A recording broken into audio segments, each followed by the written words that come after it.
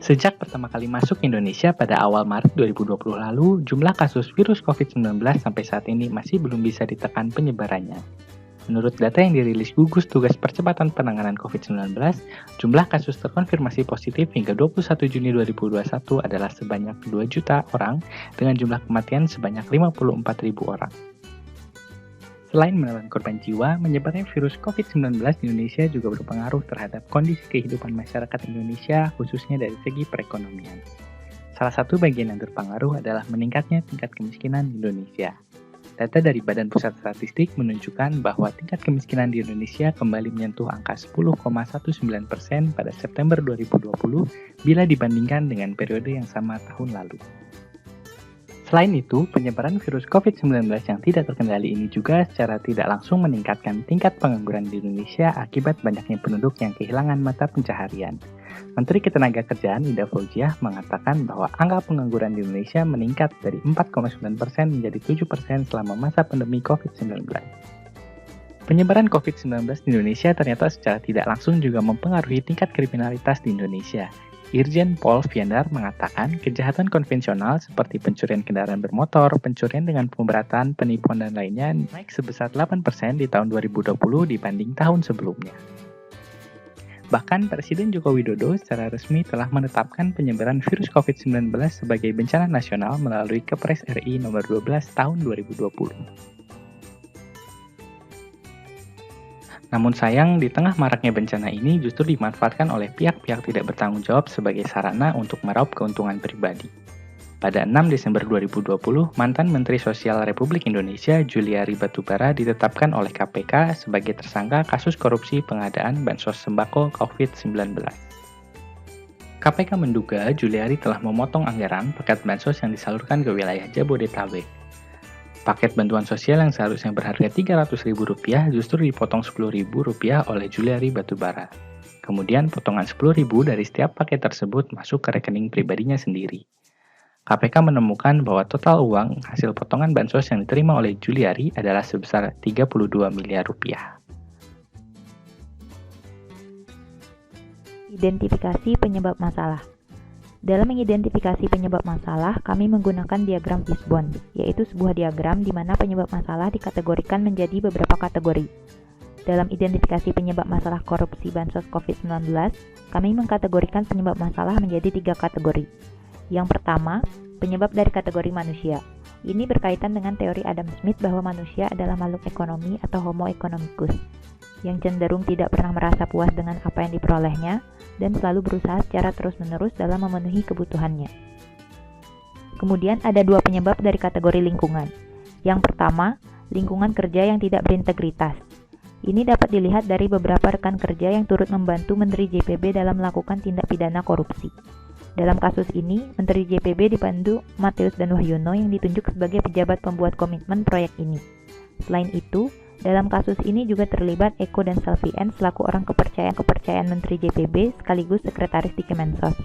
Mereka terlibat dalam pengelolaan uang yang diterima dari hasil korupsi ini. Selanjutnya, penyebab lingkungan yang kedua yaitu kepentingan politik.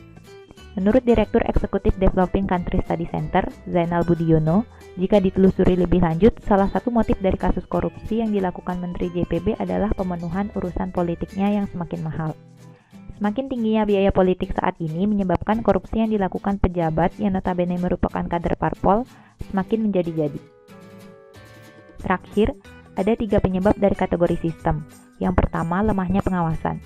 Anggota Ombudsman RI, Ahmad Alamsyah Saragih mengatakan kasus korupsi dana bansos COVID-19 yang menjerat Menteri JPB terjadi karena lemahnya pengawasan internal di pemerintah.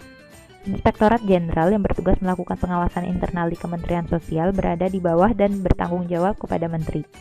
Posisi ini riskan menyebabkan lemahnya pengawasan internal. Selain itu, menurutnya pemerintah sering melupakan proses evaluasi dan whistleblower system.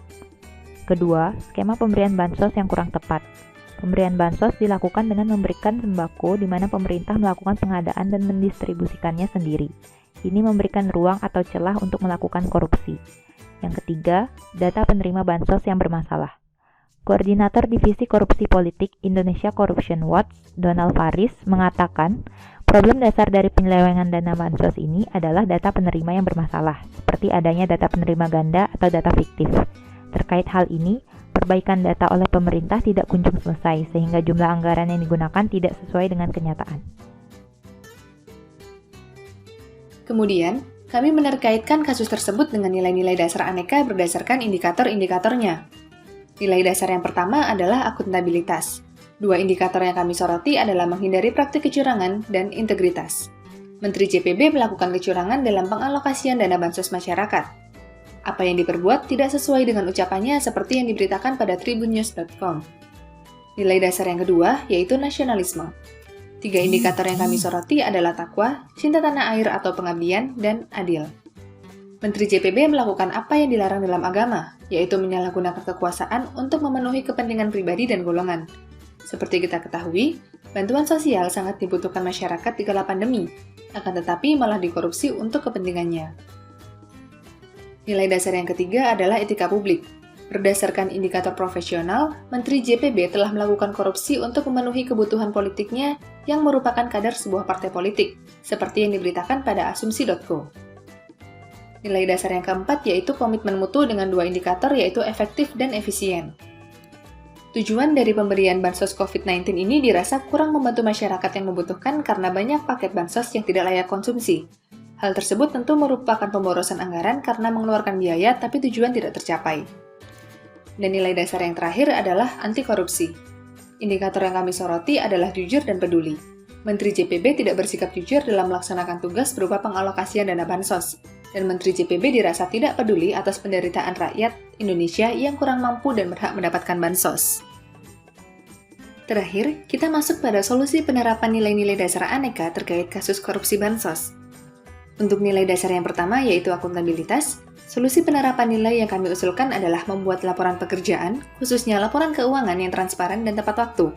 Serta sebagai seorang pemimpin, seseorang harus mampu memberikan contoh yang baik bagi pegawai maupun bagi masyarakat secara umum. Dengan hasil yang diharapkan adalah terbentuknya ASN yang akuntabel sehingga dapat meningkatkan kepercayaan publik kepada pemerintah. Untuk nilai dasar nasionalisme, kita harus mengutamakan kepentingan masyarakat di atas kepentingan pribadi maupun golongan. Harapannya akan terbentuk ASN dengan jiwa nasionalisme yang selalu menjunjung tinggi ideologi Pancasila. Untuk nilai dasar etika publik, kita wajib memegang teguh prinsip bahwa ASN adalah pelaksana kebijakan publik, sehingga akan terbentuk ASN yang memiliki etika publik dan dapat melayani publik dengan baik. Untuk nilai dasar keempat, komitmen mutu, dua solusi yang kami susun adalah melaksanakan pekerjaan sesuai SOP yang telah disusun dan melakukan perbaikan sistem pengawasan pelaksanaan alokasi bansos. Diharapkan, kedua hal tersebut mampu meningkatkan kualitas pelayanan publik, dalam hal ini adalah pemberian bansos kepada masyarakat. Nilai dasar terakhir adalah anti korupsi.